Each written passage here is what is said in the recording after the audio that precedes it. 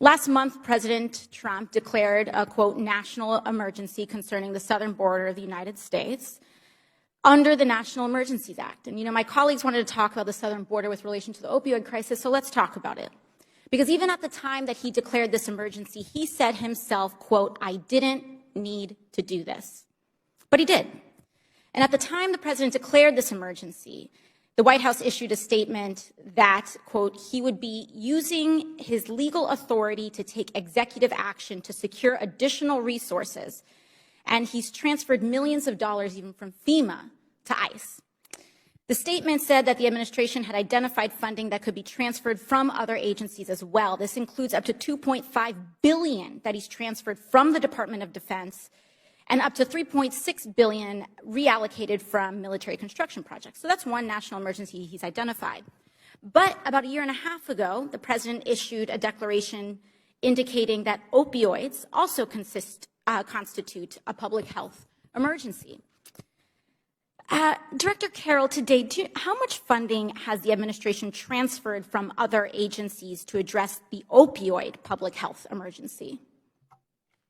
If you're referring to the opioid emergency that was declared 18 months or so ago, very little money was actually transferred over. I'm not sure of the exact amount, but it was not very much money. Right. We're seeing here, there's evidence that almost no money was transferred from other agencies. So we have two national emergencies, one declared on the southern border where the president transfers and is taking away millions of dollars from other agencies to address a wall, which doesn't even solve these issues when we're seeing that it's focused on ports of entry. But second, when we actually— May I address that, actually?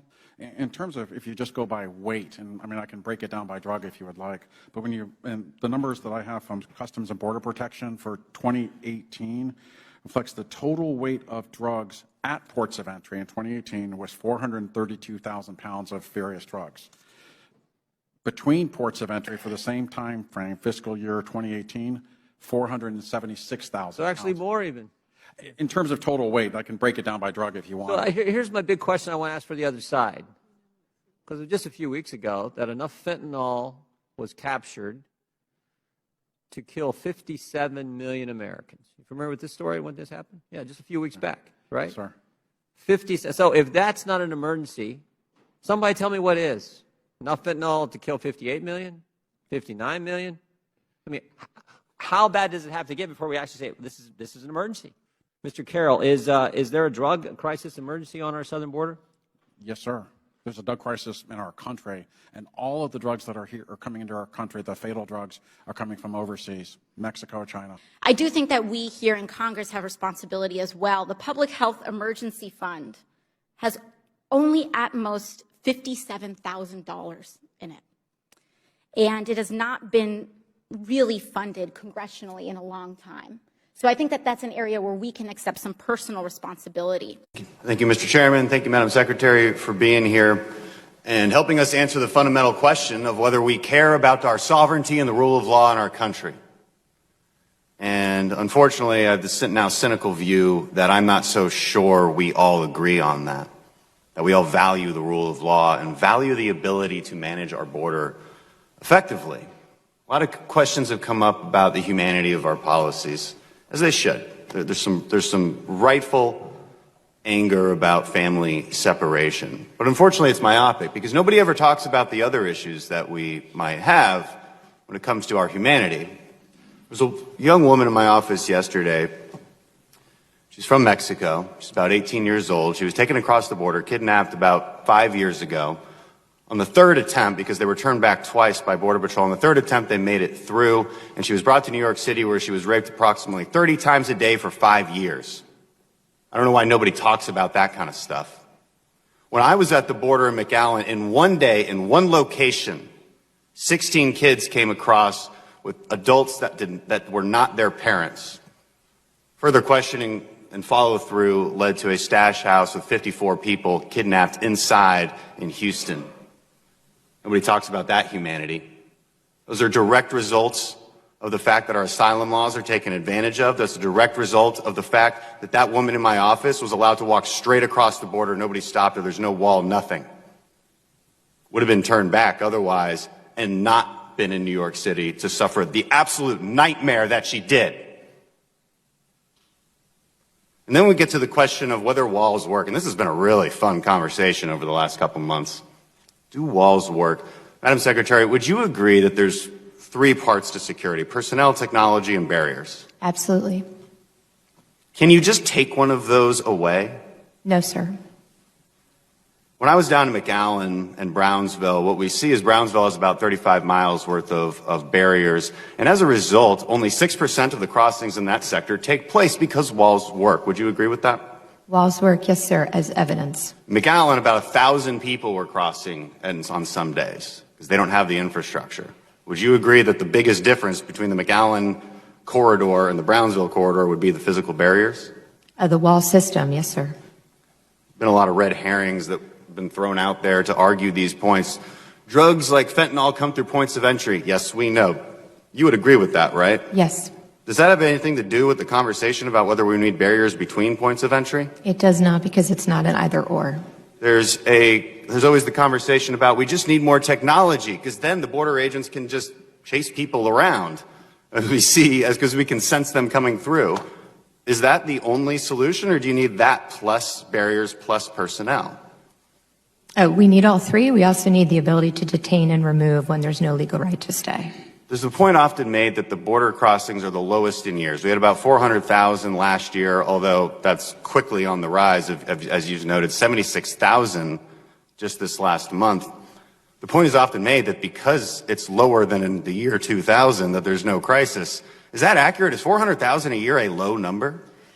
Sir, it's not, but again, if I could, respectfully, it's because of the flow. It's because these are families. It's because these are children. That is why it's a crisis. It's a terrible, horrific journey that they undertake.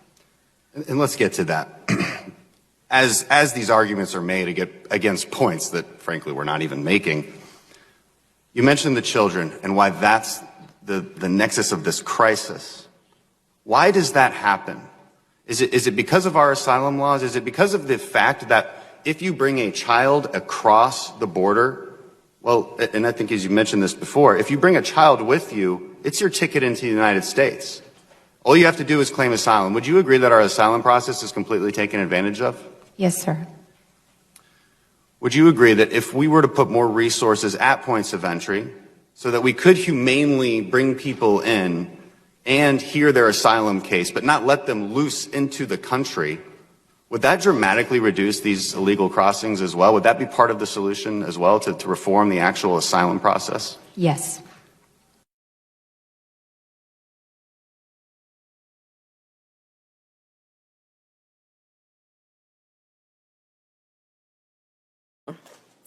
So my question to you is, last Thursday, when the New York Times reported that the president has directed you to separate parents from children when they cross into the United States as a way to deter illegal immigration, is that correct? Have you been directed to separate parents from children as a method of deterrence of undocumented immigration? I have not been directed to do that for purposes of deterrence, no.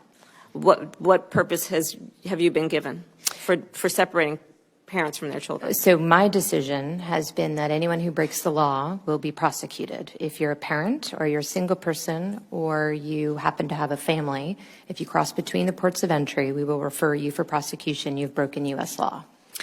At an April 26th hearing, I asked Undersecretary James McCammett to provide me with what percentage of cases exist in your agency where a child has been separated from a parent or guardian since October of 2017, wherein the case resulted in trafficking charges. I've not been given that information. Can you provide that to me?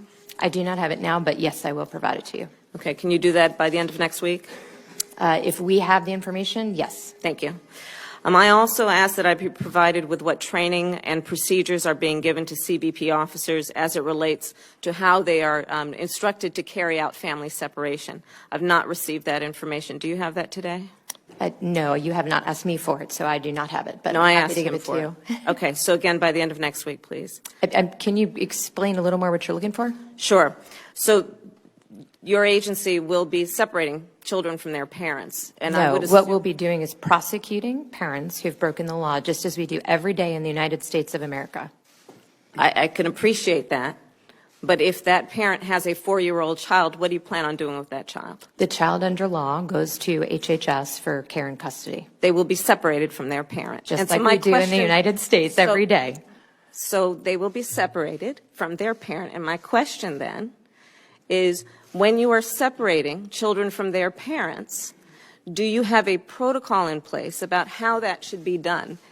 And are you training the people who will actually remove a child from their parent on how to do that in the least traumatic way? I would hope you do train on how to do that. And so the question is, and the request has been, to give us the information about how you are training and what the protocols are for separating a child from their parent. I'm happy to provide you with the training information. Thank you.